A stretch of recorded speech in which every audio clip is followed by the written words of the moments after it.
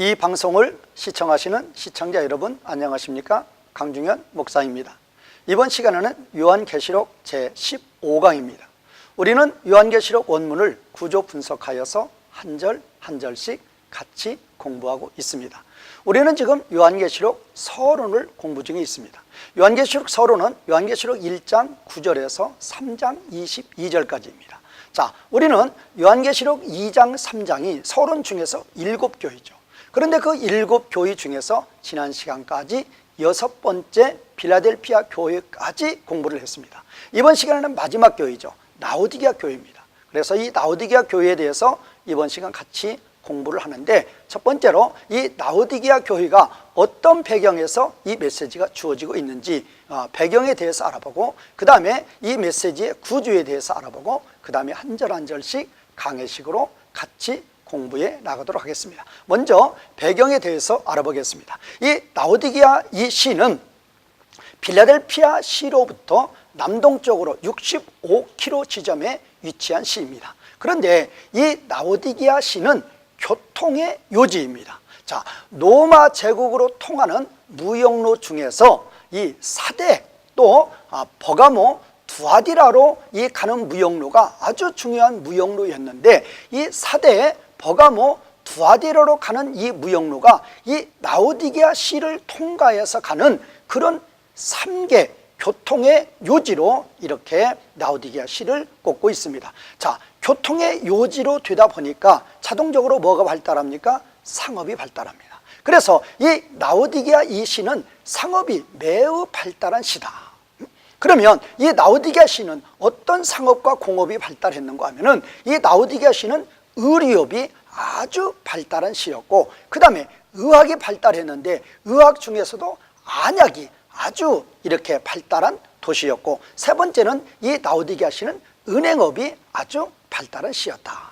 그렇게 볼 수가 있습니다. 자, 교통의 요지입니다.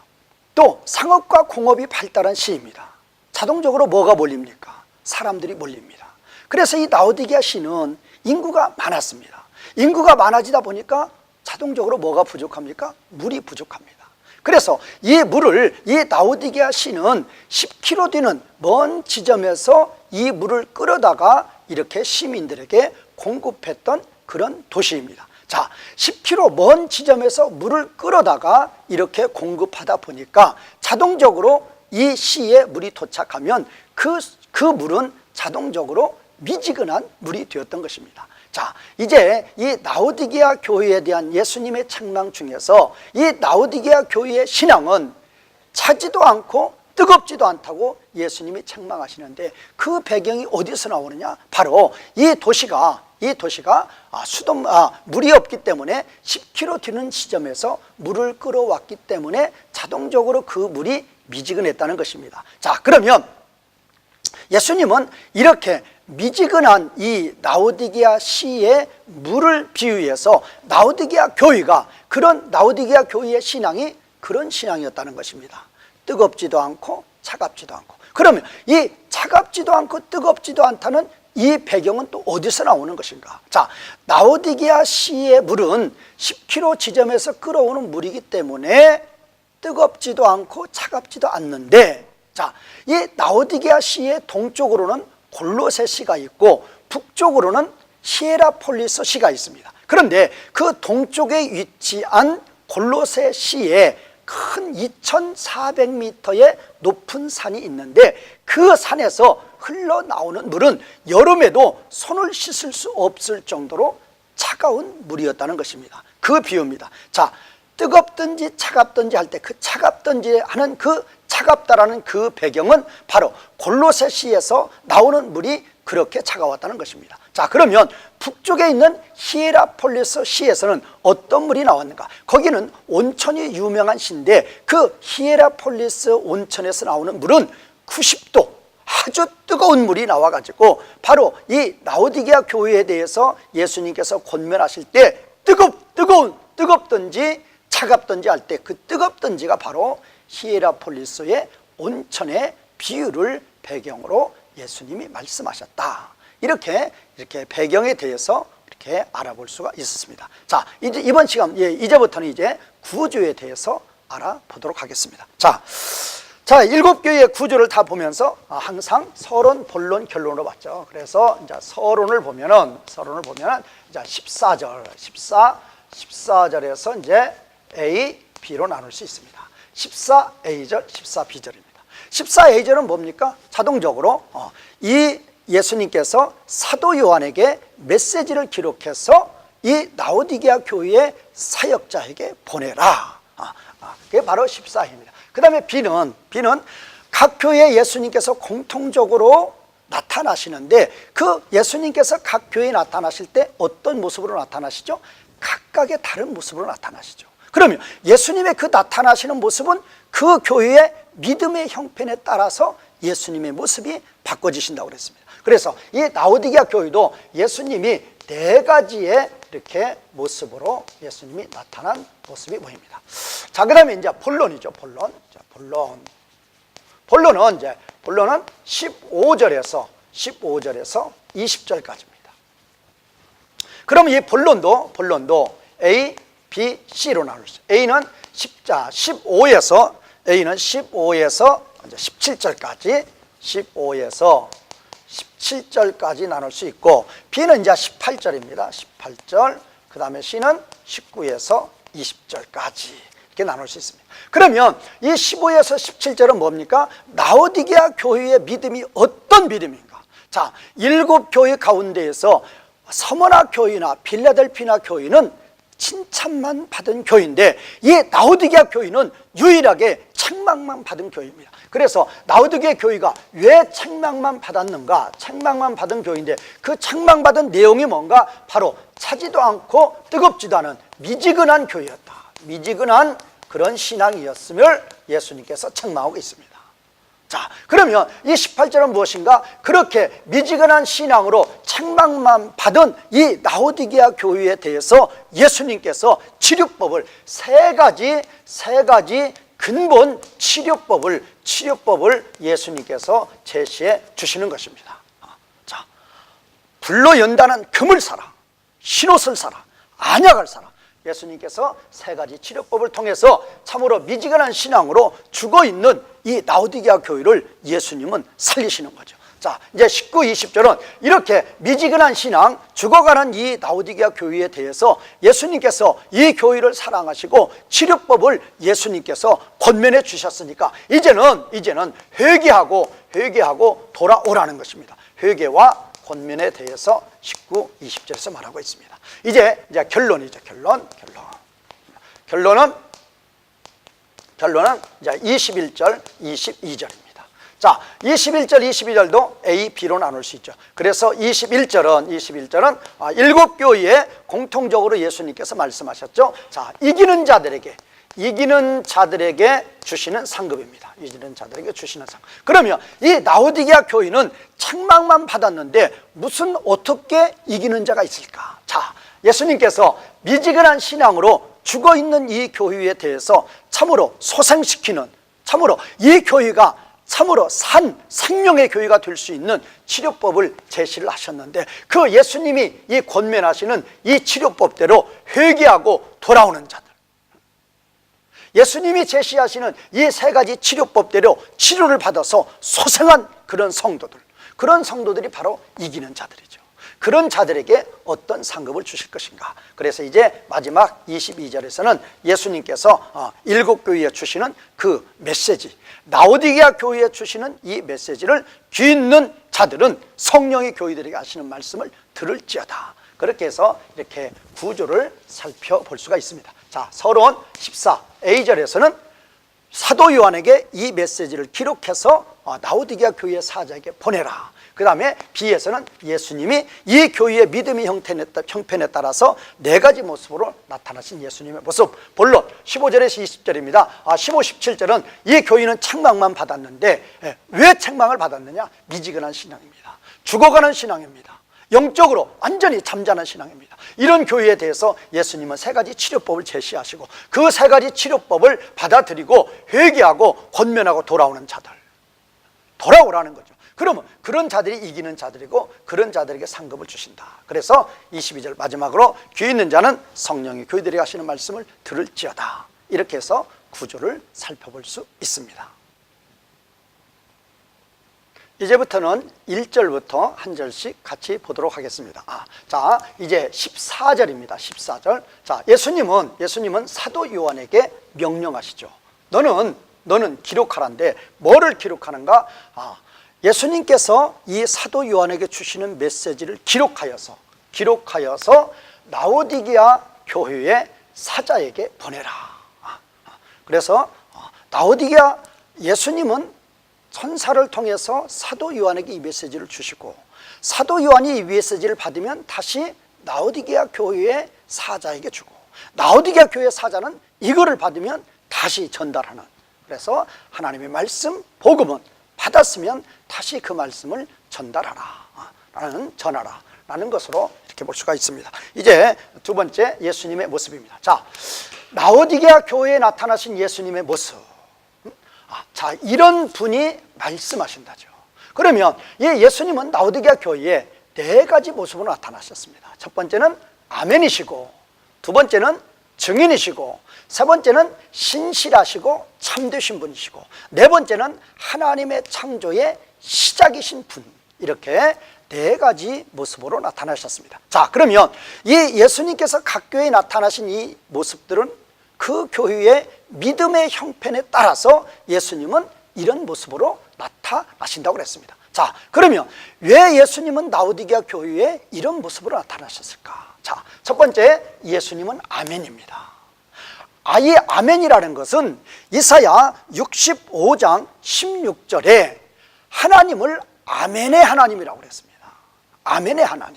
자, 그러면 그 아멘의 하나님이라고 그랬는데, 그러니까 하나님은 아멘이라는 것은 하나님의 칭호입니다. 자, 그런데 그 하나님의 칭호를 예수 그리스도에게 그대로 적용하시는 것입니다. 그러니까 예수님이 하나님이시라는 것을 나타나시는 것인데, 자, 그런데 이 아멘이라는 이 의미는, 자, 여기 보면 호피스토스 카이 알레디노스가 나오는데, 이 피스토스가 신실하신, 그 다음에 알레디노스가 참된. 그런데 바로 이 아멘이라는 의미하고 피스토스, 알레디노스, 아멘이라는 의미는 신실하고 참되다는 의미입니다.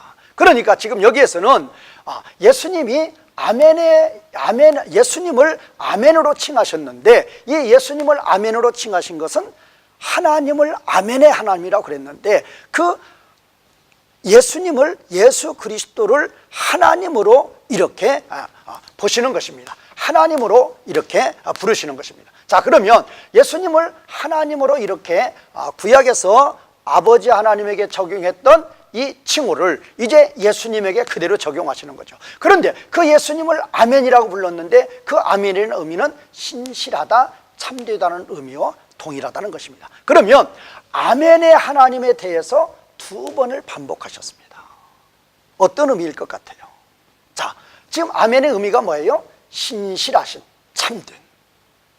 자, 예수님의 모습은 일곱 교회의 각각의 믿음의 형편에 따라서 예수님의 모습은 달라집니다. 그러면 예수님께서 이 라오디게아 교회에 대해서 아멘의 하나님, 또 신실하시고 참되신 하나님으로 나타나신 이유가 뭔가? 이 라오디게아 교회는 물질적으로 아주 부한 그런 교회였습니다. 물질적으로 부하다 보니까 영적으로 믿음은 타락한 교회였습니다. 그런데 이 라오디게아 교인들은 어떤 믿음의 상태로 살았죠? 자신들이 볼 때는 외적으로 모든 것이 풍부하고 부족한 것이 없으니까 영적으로 믿음도 그런 상태인 줄 알고 착각 가운데에서 살았던 것입니다. 자, 라오디게아 교회의 모습은 영적으로, 실질적으로는 곤고하고 가련하고 벌거벗은 자였습니다. 그런데 자신들이 생각할 때 자신들의 모습을 어떻다고 생각했어요? 아무것도 부족함이 없는, 완전히 영적으로도 풍족한 자라고 착각하고 살았다는 것입니다. 자, 그래서 예수님이 지금 아멘이시고 신실하시고 참되신 예수님으로 나타나신 이유가 뭔가? 참된 모습을 보이라는 것입니다. 너희들의 모습이 진정으로 거짓된 모습이라는 것입니다. 영적으로 곤고하고 가련하고 벌거벗은 자이면서도 영적으로 아무것도 부족함이 없이 풍부한 척하는 그런 라오디게아 교회에 대해서 예수님의 모습이 어떤 모습인가를 보여주심으로 말미암아 그들의 거짓된 그런 모습에 대해서 경고를 주시는 모습으로 나타나셨다, 그렇게 볼 수가 있습니다. 자, 또 이래 이제 예수님은 증인으로 나타나셨는데 어떤 증인이신가? 신실하시고 참되신 증인이시다. 자, 요한계시록 1장 5절에서는 예수님을 신실하신 증인이라고 그랬죠.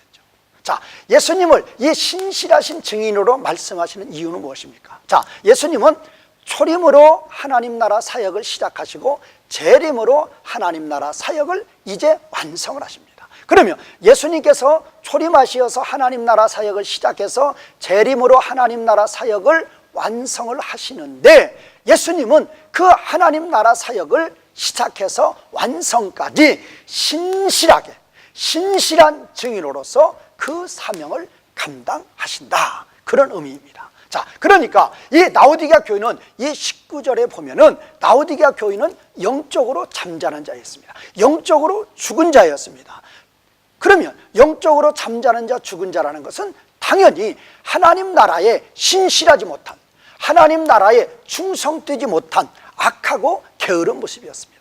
그렇게 참으로 게으른 그런 모습에 대해서 예수님께서 신실하신 증인으로 나타나심으로 말미암아 이 라오디게아 교인들에게 예수님의 모습을 보여주시고, 이제 예수님의 모습을 본받아서 그들도 예수님처럼 신실한 증인의 사명을 감당하는 교회가 되라고 예수님은 이런 모습으로 나타나셨다는 것입니다. 이제 마지막으로 네 번째입니다. 예수님은 하나님의 창조의 시작의 모습으로 나타나셨습니다. 자, 이 창조의 시작이라는 것은, 자, 우리가 요한계시록 22장 13절에 보면은 예수님의 모습이 나오는데, 예수님은 자신을 뭐라고 말씀하셨는가 하면, 나는 알파와 오메가다, 처음과 마지막이다, 그 다음에 시작과 마침이다. 그러면 알파와 오메가, 처음과 마지막, 시작과 마침할 때 여기서 알파, 처음, 시작은 같은 의미고, 그 다음에 오메가, 마지막, 마침이 또 같은 의미입니다. 그러면 예수님께서 창조의 시작이라 그 말은 그야말로 창세기 1장 2장에 하나님께서 이 만물을 창조하신 그런 창조의 시작을 말씀하시는 것이죠. 그런데 왜 예수님은 자신을 알파와 오메가, 처음과 마지막, 시작과 마침이라고 말씀하시는 것인가? 우리 하나님은 창세기 1장 2장에서 만물을 창조하셨죠. 그러면 그 만물이, 하나님께서 만물을 창조하셨는데 그 하나님이 창조하신 그 만물이 하나님의 완성된 창조냐? 그것이 아니라는 것입니다. 왜? 창세기 3장에서 아담의 범죄로 말미암아 모든 만물이 저주를 받습니다. 하나님이 창조하신 창세기 1장 2장의 상태의 만물이 아니라는 것입니다. 창세기 1장 2장의 만물의 상태는 무엇입니까? 모든 사람들이, 모든 만물들이 하나님께 영광입니다. 모든 만물들이 하나님 보시기에 참으로 아름다운 좋은 모습으로 살아가고 있습니다. 그러나 창세기 3장부터는 달라지죠. 모든 만물들이 하나님을 대적합니다. 모든 만물들이 저주받아서 고통 가운데 살아갑니다. 하나님 보시기에 매우 좋지 않은 것입니다. 그런 만물들을 이제 하나님께서는 예수 그리스도를 통해서 이제 새 창조를 하시는 거죠. 그래서 이제 예수님의 초림과 재림의 하나님 나라 사역을 통해서 그렇게 사탄의 종으로 저주 가운데 있는 이 만물을 이제 새 창조로 구원하시는 사역을 하시는 거죠. 그것이 바로 예수 그리스도의 초림과 재림을 통해서 이루어지는 하나님 나라 사역이죠. 그러니까 이제 예수님께서 하나님의 창조의 시작의 분으로 나타나신 이유는 무엇인가?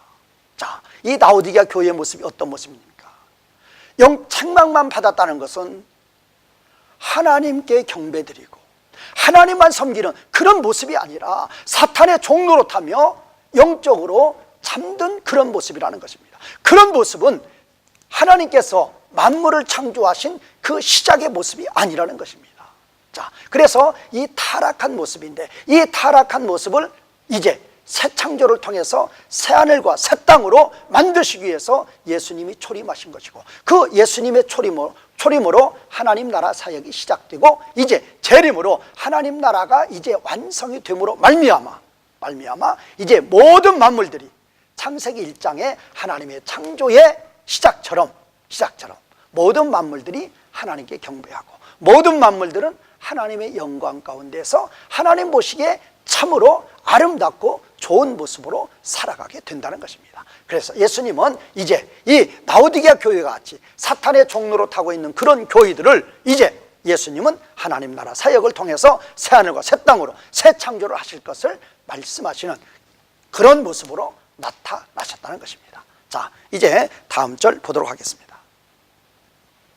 이제 본론을 들어가겠습니다. 이 본론은 이제 15에서 20절입니다.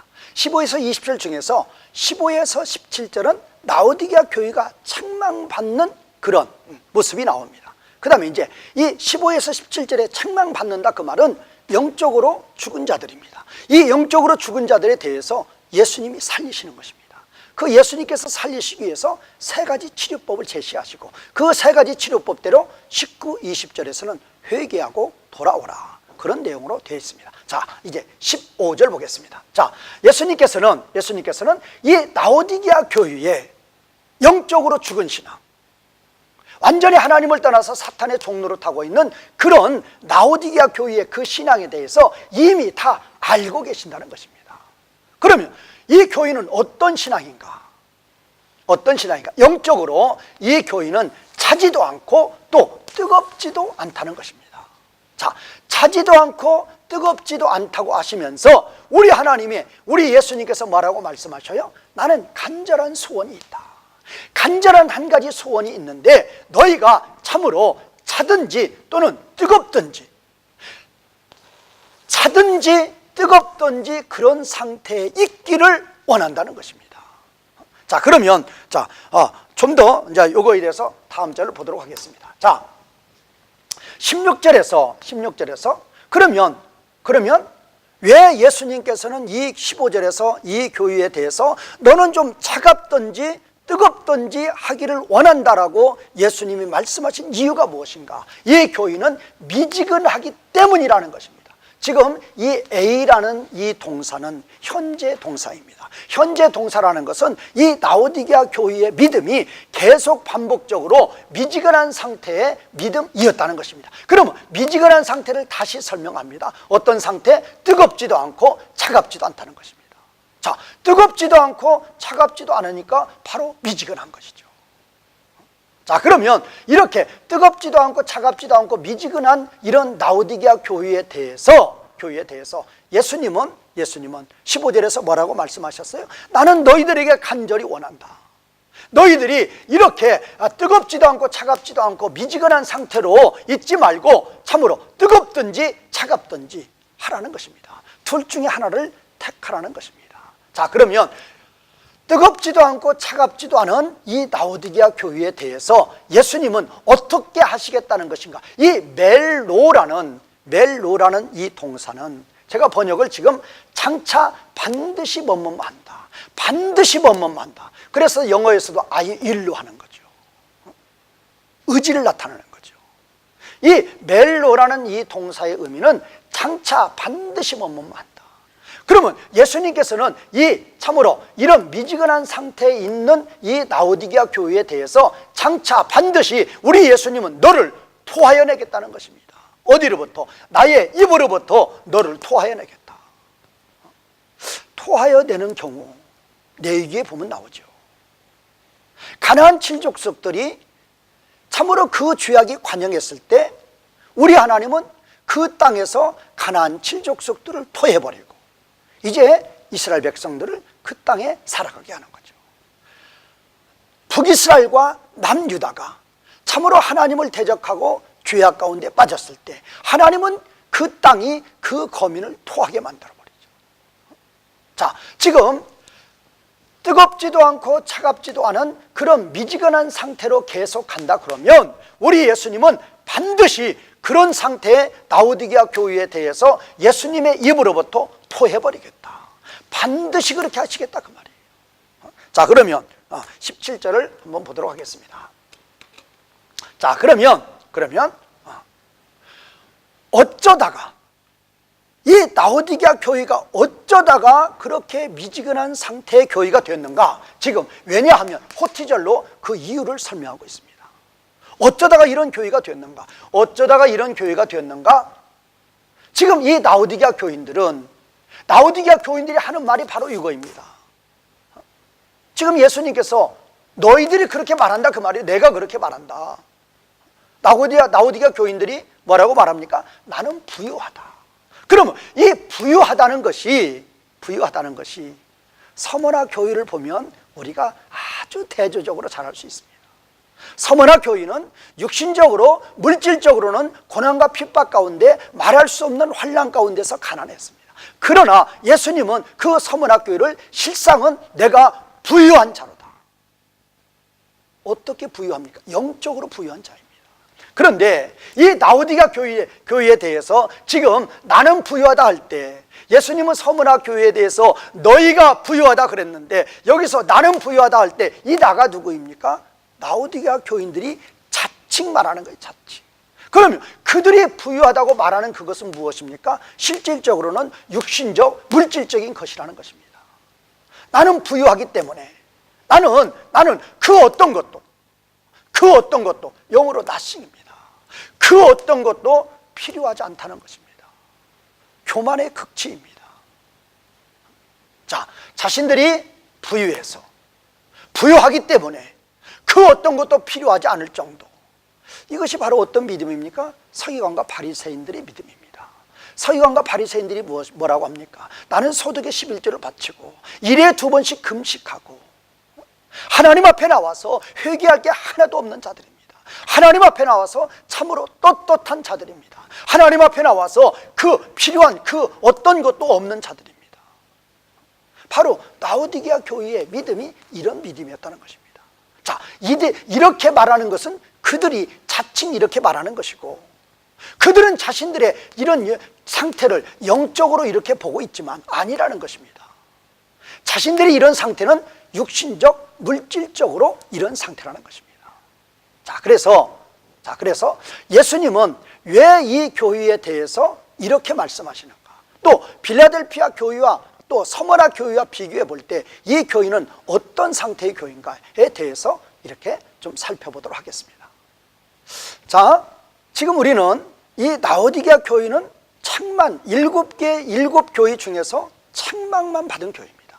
자, 그러면 어쩌다가 이 라오디게아 교회는 7 교회 중에서 칭찬만 받은 교회도 있고 칭찬과 책망을 겸하여 받은 교회도 있는데 이 교회는 어쩌다가 이렇게 책망만 받은 교회가 되었는가? 바로 이 교회가 이렇게 라오디게아 교회는 책망만 받은 교회입니다. 책망만 받은 교회다. 그러면 어쩌다가 이 교회는 이렇게 책망만 받게 되었는가? 자, 첫 번째가 무엇입니까? 물질의 부여입니다. 물질의 풍요. 자, 이런 라오디게아 교회의 모습은 어떤 교회의 모습하고 같다고 볼 수 있습니까? 바로 고린도 교회의 모습과 같다고 볼 수 있습니다. 자, 그러면 이 라오디게아 교회와 정반대의 교회가 어떤 교회로 볼 수 있습니까? 바로 서머나 교회. 7 교회 중에서는 서머나 교회로 볼 수가 있고, 또 바울 서신 중에서는 데살로니가 교회입니다. 데살로니가 교회. 그러면 이 서머나 교회나 이 데살로니가 교회는 특징이 무엇입니까? 많은 환난과 핍박을 받은 교회입니다. 많은 환난과 핍박 가운데에서 실질적으로 물질적으로는 아주 가난했던 교회입니다.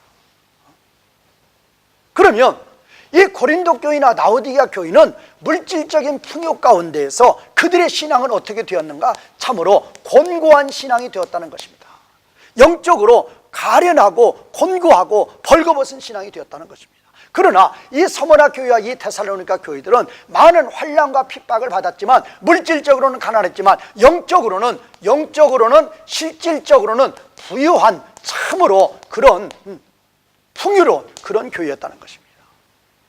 우리가 이런 것은 그래서 이 라오디게아 교회에 대해서 라오디게아 교회를 어떤 교회라고 그럽니까? 말색 교회의 어떤 상징이다. 그렇게 말하는 이유가 바로 거기 있는 것입니다. 말세가 무엇입니까? 모든 것이 물질적으로는 다 풍부합니다. 그러나 물질이 풍부하다 보면은 물질을 의지하고 세상으로 나아갑니다. 하나님 의지하지 않습니다. 우리가 교회사를 통해서 보든 성경을 통해서 보든 어느 시대나 물질의 풍요 가운데에서 믿음을 지키는 경우는 거의 드뭅니다. 물질적으로 풍부하면 솔로몬의 타락과 같이 타락의 길을 걷게 됩니다. 이 라오디게아 교회가 물질적으로 부유하고 풍부하니까 고린도 교회와 같이 영적으로 공고함에 빠져서 참으로 곤고하고 가련한 자가 됐다는 것입니다. 책망만 받는 교회가 됐다는 것입니다. 그러나 이 서머나 교회나 데살로니가 교회는 환난과 핍박 가운데서도 하나님만 의지하고 하나님만 바라보고 살았기 때문에 물질적으로는 가난했어도 영적으로는 부유했다는 것입니다. 자, 예수님은 이 라오디게아 교회가 책망만 받았는데 이 라오디게아 교회의 믿음의 상태를 뭐라고 봤습니까? 미지근하다. 자, 그러면 미지근하다는 뜨겁지도 않고 차갑지도 않다고 그랬습니다. 그러면 예수님께서는 둘 중에 하나를 택하라는 것입니다. 너희가 뜨겁지도 않고 차갑지도 않은데 예수님은 뜨겁든지 차갑든지 하라는 것입니다. 자, 이거에 대해서 우리가 가장 쉽게 이해할 수 있는 것이 열왕기상 18장 21절을 보면 잘 알 수 있습니다. 자, 열왕기상 18장 21절에 나오는 이 배경이나 오늘 예수님께서 라오디게아 교회에 말씀하시는 이 배경이나 동일하다는 것입니다. 자, 그러면 열왕기상 18장 21절에 뭐가 나옵니까? 이때가 바로 아합과 엘리야 시대입니다. 아합과 이세벨 시대입니다. 아합과 이세벨이고 이때 아합과 이세벨에 맞서서 참으로 믿음을 지키며 하나님을 위해서 살았던 자가 누구입니까? 바로 엘리야입니다. 자, 그러면 이 엘리야가 바알의 선지자 450명과 아세라 선지자 400명과 함께 갈멜산에서 전투를 벌입니다. 영적인 전투를 벌입니다. 그럴 때 갈멜산에 온 이스라엘 백성들이 모였습니다. 그럴 때 엘리야가 한 말이 바로 18장 21절입니다. 뭐라고 얘기합니까? 너희가 둘 사이에서 어느 때까지 머뭇거리느냐? 머뭇거리지 말라라는 것입니다. 그러면 이 둘 사이가 누구입니까? 바로 하나님과 바알의 산입니다. 바알. 하나님도 섬기면서 바알도 섬긴다는 것입니다. 하나님과 바알 사이에서 머뭇거린다는 것입니다. 하나님도 한번 바라봤다가 바알도 한번 바라봤다. 하나님도 한번 섬겨봤다가 바알도 한번 섬기는 것입니다. 그런 신앙이 무엇입니까? 그게 바로 미지근입니다. 바로 이런 상태가 미지근입니다. 자, 하나님을 섬긴다고 하면서도 바알도 섬깁니다. 결과는 무엇입니까? 하나님의 영광을 가리우는 것입니다. 하나님을 진노케 하는 것입니다. 자, 그러면 이 라오디게아 교회가 아합과 이세벨 시대의 이스라엘 백성들과 같이 둘 사이에서 머뭇거리고 있습니다. 하나님을 믿고 섬긴다고 하면서도 우상을 섬기고 있습니다. 바로 그것이 미지근한 믿음이고, 그런 상태로 간다 그러면 반드시 예수님께서, 그래서 멜로라는 동사를 썼다고 그랬죠. 예수님은 그런 상태로 계속적으로 앞으로 간다 그러면 반드시 토에서 내쳐버리겠다고 그랬습니다. 자, 어느 누구도 하나님과 바알을 겸하여 섬긴다 그러면 어떻게 토하지 않고 내버려 둘 수 있느냐 그 말이에요. 그러면 뜨겁다는 신앙은 무엇입니까? 뜨겁다. 자, 예수님께서는 너희가 뜨겁든지 차갑든지 둘 중에 하나를 원했습니다. 우리 예수님은 너희가 차나 하나님을 참신으로 믿고 섬기려고 그러면 하나님을 섬기라는 것입니다. 여호수아가 뭐라고 말합니까? 나와 내 집은 오로지 하나님만을 섬기겠다. 우리 하나님은 택하라는 것입니다. 하나님을 섬길 자 하나님을 섬기고 바알을 섬길 자 바알을 섬기라는 것입니다. 둘 사이에서 머뭇거리지 말고 미지근한 신앙으로 가지 말고 하나님을 섬길 자는 이제 하나님을 뜨겁게 사랑하라는 것입니다. 하나님이 참신이 아니다 라고 생각하면, 바알이 참신이라고 생각하면 가라는 것입니다. 둘 사이에서 머뭇거리면서 하나님의 영광을 가리우고 하나님을 진노케 하지 말라는 것입니다. 우리도 이런 신앙 중요합니다. 하나님의 자녀라고 하면서도 점집을 들여다거리고 하나님의 자녀라고 하면서도 여전히 우상을 의지하고 그런 분들 계십니다. 그런 분들이 바로 무엇입니까? 미지근한 신앙입니다. 둘 사이에서 머뭇거리는 것입니다. 하나님은 그런 자들 결코 원하지 않습니다. 그들이 참신이면 그들에게 가라는 것입니다. 하나님이 참신이라고 믿고 따라왔으면 이제는 하나님만을 뜨겁게 사랑하며 하나님을 따르라는 것입니다. 참 우리에게 중요한 도전으로 주시는 말씀입니다. 우리는 하나님만이 신입니다. 하나님 외에 그 어떤 신도 존재할 수 없습니다. 하나님 외에 존재하는 그 모든 것들은 우상입니다. 하나님만, 나와 나의 집은 여호와만 섬기겠다는 그 여호수아의 그 신앙의 고백이 우리의 고백도 되어야 되는 이유가 여기에 있는 것입니다. 사랑하시는 성도 여러분, 우리 하나님은 둘 사이에서 머뭇거릴 때 진노하십니다. 반드시 토에 내친다고 그랬습니다. 우리의 신앙은 여호수아와 같이 사도 바울처럼 나와 내 집은 우리 하나님만 섬기는 그런 신앙으로 나아가시는 성도님들이 되시기를 바라겠습니다. 자, 이 라오디게아 교인들은 자신들을 자칭 뭐라고 그랬습니까? 부유하다고 그랬습니다. 그런데 그들이 부유하다고 그런 것은 실질적으로는 외적인 모습이 부유한 것이고 내적으로는 곤고하고 가련했다는 것입니다. 자, 유대인들, 서기관과 바리새인들도 똑같은 모습이었습니다. 부족한 것이 전혀 없다고 했습니다. 그러나 예수님은 이들의 모습에 대해서 무엇을 말씀하시고 계십니까? 너희는 알지 못하고 있다는 것입니다. 뭐를 알지 못하고 있다는 것입니까? 너희의 상태가 어떤 상태인가를 너희는 알지 못한다는 것입니다. 자, 이 라오디게아 교인들의 실질적인 모습에 대해서 예수님 말씀하십니다. 자, 서머나 교회의 모습은 어떤 모습이었어요? 곤고하고 가련했습니다. 환난과 핍박 가운데 참으로 고난 가운데 있었습니다. 그러나 실제는 부유한 자였습니다. 그런데 이들의 모습은 정반대입니다. 어떤 모습입니까? 참으로 비참합니다. 참으로 가련합니다. 참으로 가난. 이 가난이라는 것은 영적인 가난입니다. 또 이들은 영적으로 눈먼 자입니다. 영적으로 벌거벗은 자입니다. 이런 상태이기 때문에 책망만 받았다는 것입니다. 자, 이런 상태의 이 라오디게아 교회에 대해서 예수님은 이제 18절에서 세 가지 치료법을 제시하고 계신다는 것입니다. 자, 이 세 가지 치료법은 우리들에게 영적으로 아주 주시는 교훈의 의미가 큽니다. 자, 지금 예수님께서는 죽어가는 교회입니다. 자, 우리 하나님은 모든 하나님 백성들을 사랑하십니다. 자, 육신의 부모들에게도 자녀들이 있습니다. 10자녀가 있는데 그 중에서 한 자녀가 병이 들었다고 가정해 보십시오. 부모의 마음은 어떻습니까? 온통 그 아이에게 다가 있습니다. 그래서 그 아이를 어떻게 해서든지 무슨 약을 먹여서라도 어떤 병원에 가서 치료를 받더라도 그 아이를 살려보려고 합니다. 예수님의 바로 이 모습이, 예수님의 마음이 바로 라오디게아 교회를 바라보는 예수님의 마음이 바로 그런 마음이라는 것입니다. 그래서 예수님은 이 교회를 살리시기 위해서 근본적인 치료법에 대해서 세 가지를 제시를 하십니다. 자, 그러면 예수님께서 이 라오디게아 교회에 대해서 제시하시는 세 가지 방법이 무엇입니까? 예수님은 이제 권면한다는 것입니다. 자, 라오디게아 교회에 대해서 권면하는데 예수님은 예수님으로부터 사라는 것입니다. 너희는 좀 사거라. 자, 그러면 이 사라고 할 때 이 지금 바인데 무엇을 사라는 것인가? 세 가지입니다. 금을 사고, 첫 번째죠. 두 번째 밑에 나옵니다.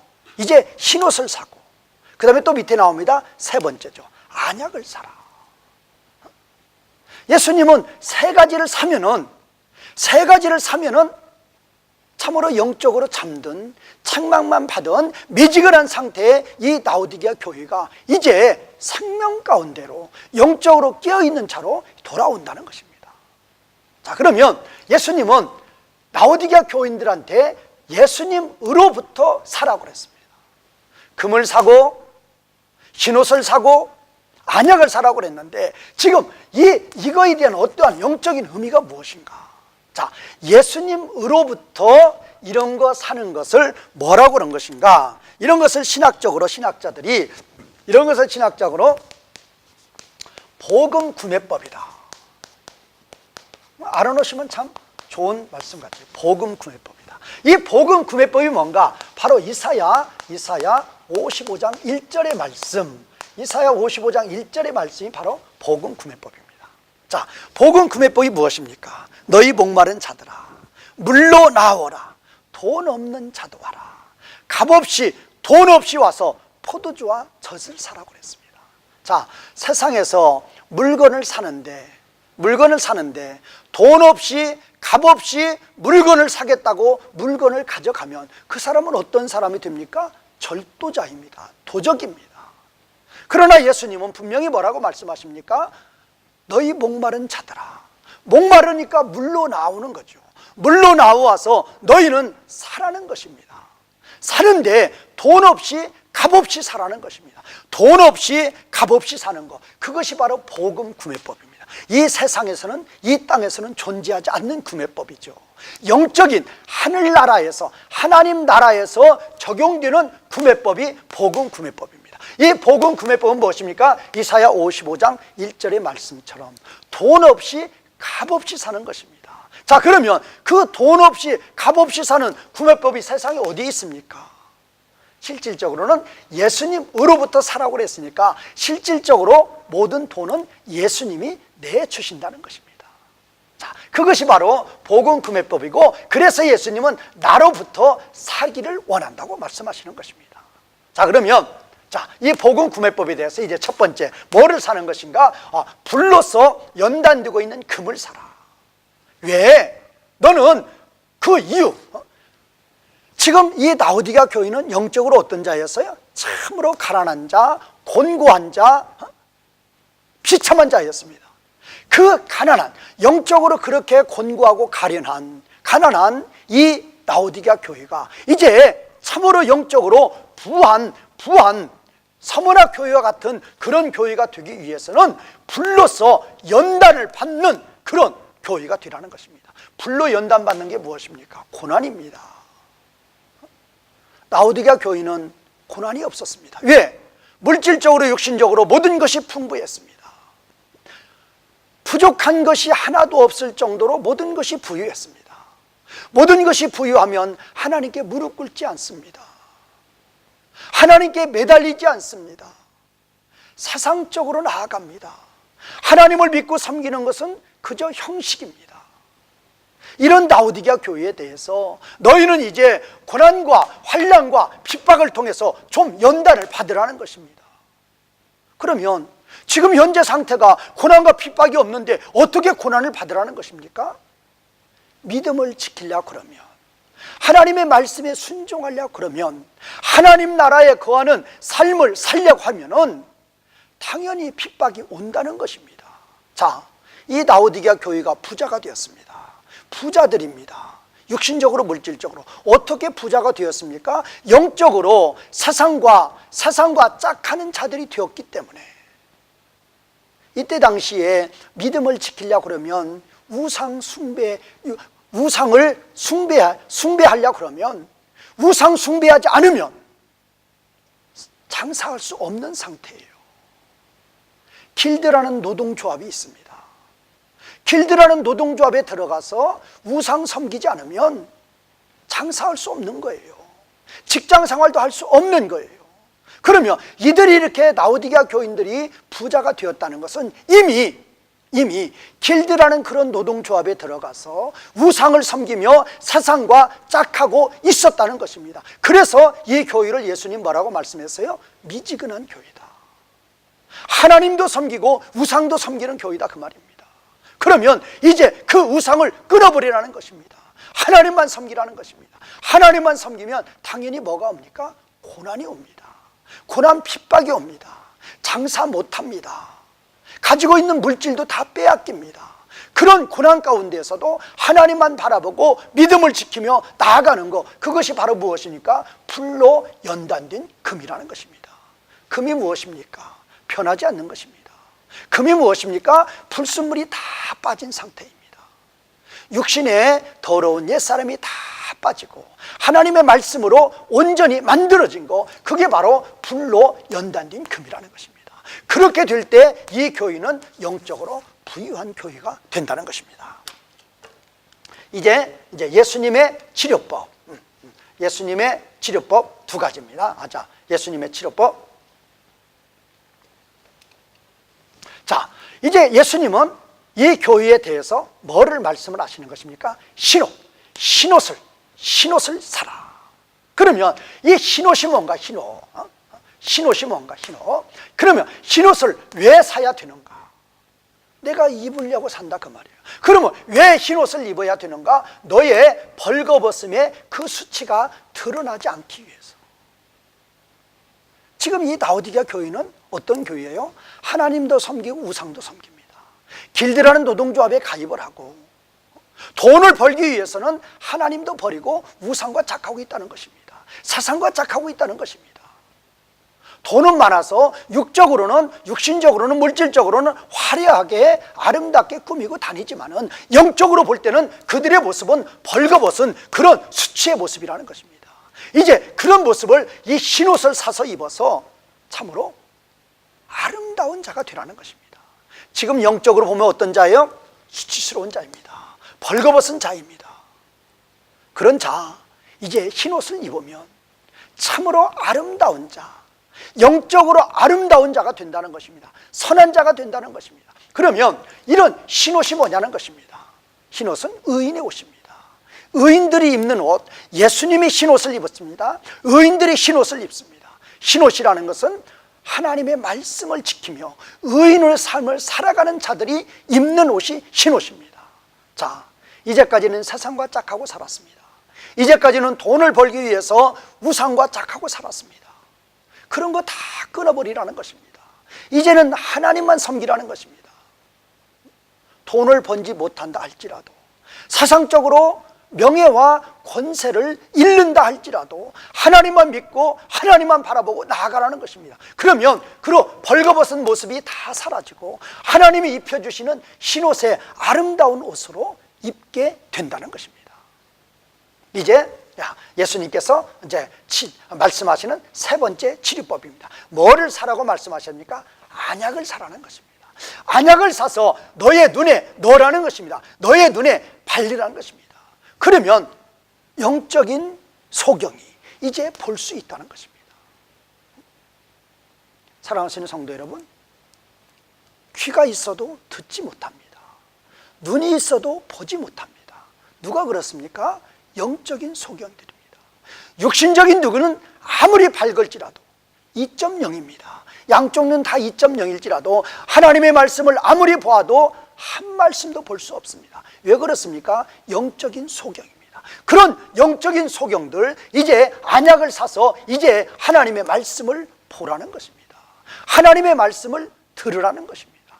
귀의 할례를 받은 자가 되라는 것입니다. 그러면 어떤 때 이렇게 참으로 영적인 소경이 어떻게 밝은 눈이 되어서 영안이 열리는 것인가?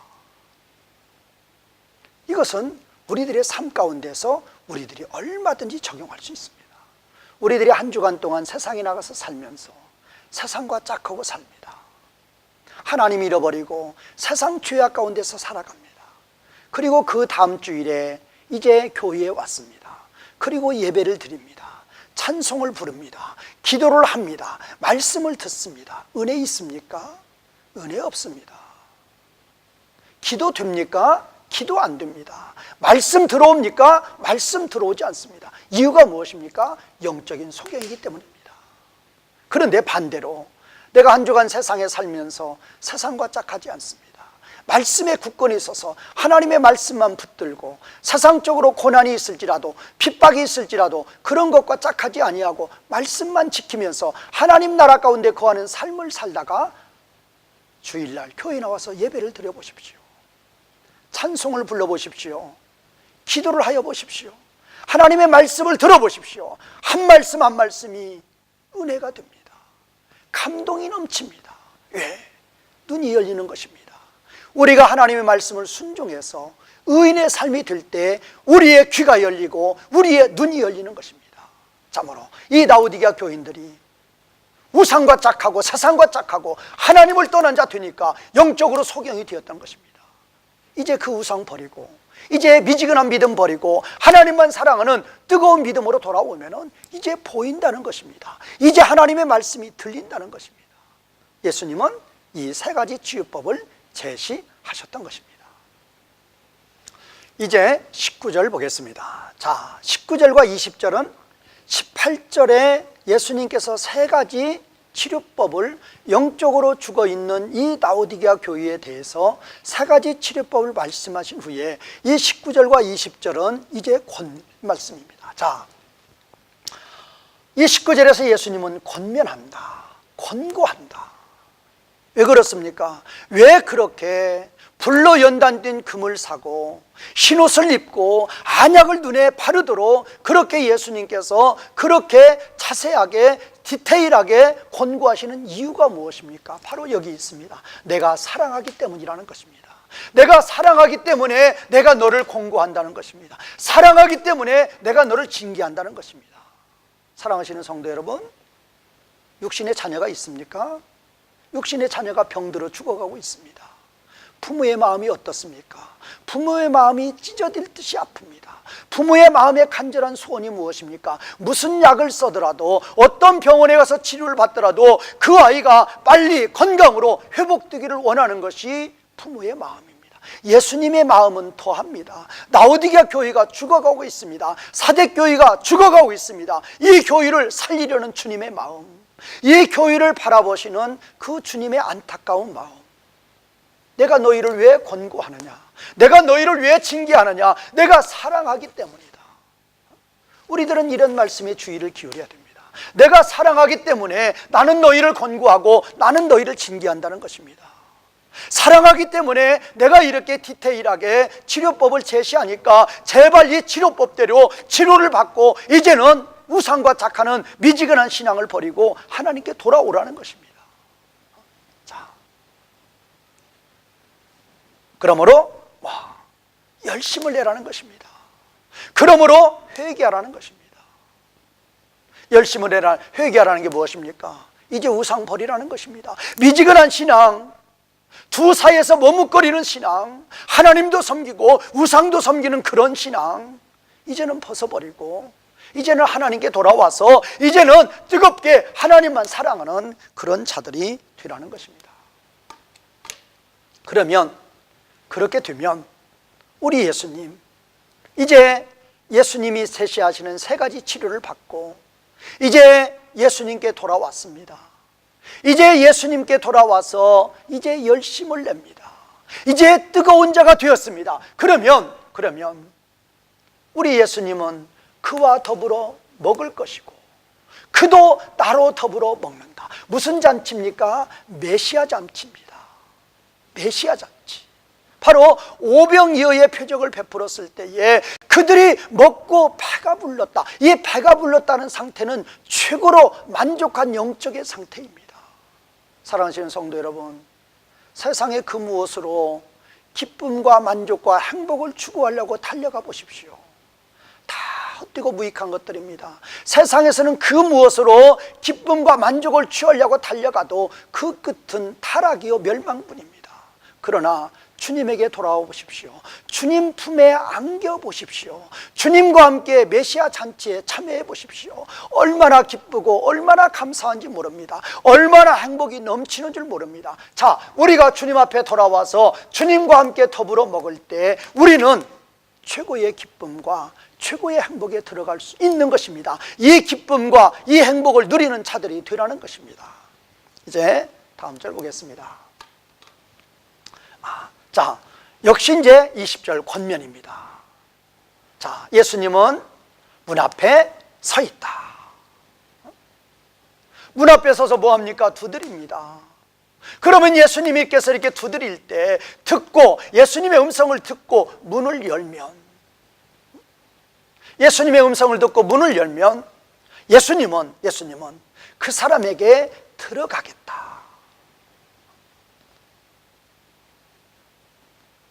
우리는 우리의 심령이 성령 충만해서 우리의 심령이 말씀 충만해서 우리가 하나님 안에 거할 때 하나님은 참으로 기뻐하십니다. 그러나 우리의 심령이 말씀이 없습니다. 우리의 심령이 하나님을 떠났습니다. 우리의 심령을 사탄이 지배를 합니다. 라오디게아 교회처럼 미지근한 신앙입니다. 예수님께서 찾아오십니다. 그리고 문을 두드리십니다. 문을 열어달라고 우리 주님은 외치십니다. 지금 죽어가는 이 미지근한 라오디게아 교회에 대해서 18절에서 예수님은 세 가지 치료법으로 지금 문을 두드리고 계십니다. 이 세 가지 치료법대로 치료받으라는 것입니다. 그리고 회개하고 돌아오라는 것입니다. 그러면 이제 주님은 이제 말씀을 듣고 주님의 음성을 듣고 열면 주님은 들어가겠다는 것입니다. 우리 하나님은 전지전능하신 하나님이라도 우리 주님이 문을 열고 들어오지는 못합니다. 우리가 문을 열어주실 때, 우리가 주님의 음성을 듣고 그가 문을 열 때, 우리가 문을 열 때 예수님 들어오시는 것입니다. 우리가 죄악을 버리고 우리가 하나님 앞에 돌아올 때에 우리 주님은 우리와 함께 하실 수 있는 것입니다. 그러면 예수님 우리에게 들어오셔서 참으로 우리와 함께 거하시며 우리와 함께 영광을 누리신다는 것입니다. 자, 우리는 예수님은 이렇게 우리들에게 권면해 주셨던 것입니다. 자, 그러면 이제 그 권면의 말씀을 받고 돌아왔습니다. 그게 바로 누구입니까? 그게 바로 이기는 자입니다. 우리 하나님이 기뻐하시는 게 바로 누구입니까? 바로 이기는 자입니다. 자, 링에서 권투 선수가 아니면 레슬링 선수가 서로 시합을 합니다. 그 선수보다도 애타는 게 누구입니까? 감독들입니다. 코치들입니다. 그래서 감독과 코치는 열심으로 외칩니다. 왼쪽으로 쳐라, 오른쪽으로 쳐라. 상대방 선수에게 맞아가지고 KO 직전입니다. 근데 감독이 외칩니다. 오른쪽으로 쳐라, 왼쪽으로 쳐라. 그 음성을 듣고 이제 분발하여서 상대방을 쳐서 눕힙니다. 어떤 자입니까? 이기는 자입니다. 라오디게아 교회가 어떤 자였습니까? 사탄의 유혹에 빠져서 사탄에게 종로로 타고 있었습니다. 하나님을 떠난 자였습니다. 완전히 KO 직전에 있었습니다. 주님이 와서 문을 두드립니다. 내 음성을 듣고 내 음성대로 주님의 말씀대로 치료받으라고 치료법을 제시해 주었습니다. 그 음성을 듣고 치료를 받습니다. 이제 주님 앞에 돌아왔습니다. 둘 사이에서 머뭇거리다가 우상을 버리고 이제 하나님께로만 돌아왔습니다. 하나님만 뜨겁게 사랑하는 뜨거운 자가 되었습니다. 그 자가 누구입니까? 그런 자가 이기는 자입니다. 우리 하나님 가장 기뻐하시는 때입니다. 죽어가는 성도가, 죽어가는 자식이, 부모가 볼 때 죽어가는 자식이 병이 나와서 일어나서 건강하게 됐을 때 부모 마음이 기쁜 것처럼 라오디게아 교회가, 사대교회가 하나님을 떠나서 영적으로 죽은 상태였는데 치료법을 제시하는 치료법을 듣고 그들이 치료를 받고 그들이 돌아오면은 우리 주님의 마음이 얼마나 기쁘시게 하는 것입니까? 그런 자들이 바로 이기는 자들입니다. 그런 이기는 자들은 누가 됩니까? 바로 성도라고 그러면, 하나님의 자녀라고 하면 반드시 이기는 자가 되라는 것입니다. 그 이기는 자들에게 예수님은 이제 상급을 주시겠다는 것입니다. 어떤 상급입니까? 나는 줄 것이다. 뭐를 주시겠다고 했습니까? 나의 보좌에, 예수님의 보좌에 예수님과 함께 앉는 그 영광을 줄 것이다. 예수님의 보좌가 있는데 그 예수님의 보좌에 함께 앉는 영광. 그러면 다시 설명을 합니다. 자, 예수님이 이기는 자였습니다. 아버지 말씀에 온전히 순종하며 예수님이 이기는 자로 이 땅에서 이렇게 삶을 사셨는데 그 예수님이 이기는 자가 되었을 때에 예수님도 앉으셨다는 것입니다. 어디에? 아버지 보좌에. 아버지 보좌에 나의 아버지 보좌에서 아버지와 함께 예수님이 앉았던 것과 같이 우리도 이긴 자가 되면 예수님의 보좌에 예수님과 함께 앉는다. 그러면 예수님께서 아버지 보좌에 앉았으니까 그 지금 예수님의 보좌는 아버지의 보좌입니다. 자, 아버지의 보좌가 있습니다. 그 아버지의 보좌에 예수님이 이기는 자로 앉아 계십니다. 우리가 이기는 자가 되면 우리도 그 옆에 앉아 있다는 것입니다. 그 영광을 주신다는 것입니다. 자, 어떤 말씀입니까? 자, 요한복음 14장 20절의 말씀입니다. 자, 예수님께서 아버지 안에, 우리가 예수님 안에, 예수님이 우리 안에, 바로 그 말씀이나 이 말씀이나 동일한 말씀이라는 것입니다. 자, 아버지의 보좌가 있습니다. 아버지 보좌에 아버지가 계십니다. 거기에 예수님이 이기는 자로서 거기에 앉아 계십니다. 우리도 이기는 자가 될 때 우리도 여기에 앉는다는 것입니다. 무엇입니까? 우리 구원이 완성이 되는 그날, 우리 예수님 재림하셔서 우리 구원이 완성이 되고 우리가 온전히 하나님의 영광 가운데 들어가는 그날에 우리들은 하나님의 온전한 영광 가운데 들어가게 된다는 것입니다. 예수님께서 아버지 안에, 우리가 예수님 안에, 예수님이 우리 안에 거하면 우리는 온전히 하나님 안에 거하는 것입니다. 하나님의 온전한 영광을 누리며 온전한 영광 가운데서 영원히 살아가게 된다는 것입니다. 그 영광을 위해서, 그 영광을 바라보며 환난과 핍박 가운데도 세상과 짝하지 말고 믿음을 지키는 이기는 자가 되라는 것입니다. 이기는 자들에게는 이러한 영광된 이 영광의 상급을 주신다는 것입니다. 이제 마지막입니다. 귀 있는 자는 성령이 교회들에게 하시는 말씀을 들을지어다. 자, 7교회에 주시는 공통적인 메시지죠. 자, 우리는 오늘 또 성경 66권의 말씀을 수많은 매체를 통해서, 예배를 통해서, 우리가 성경 묵상을 통해서 우리는 수없이 듣고 있습니다. 우리는 이렇게 하나님 말씀을 들을 때 그 말씀을 영적인 귀를 열어서, 영적인 영안이 열려서 듣고 보는 자가 되라는 것입니다. 그런 자들이 복된 자라는 것입니다.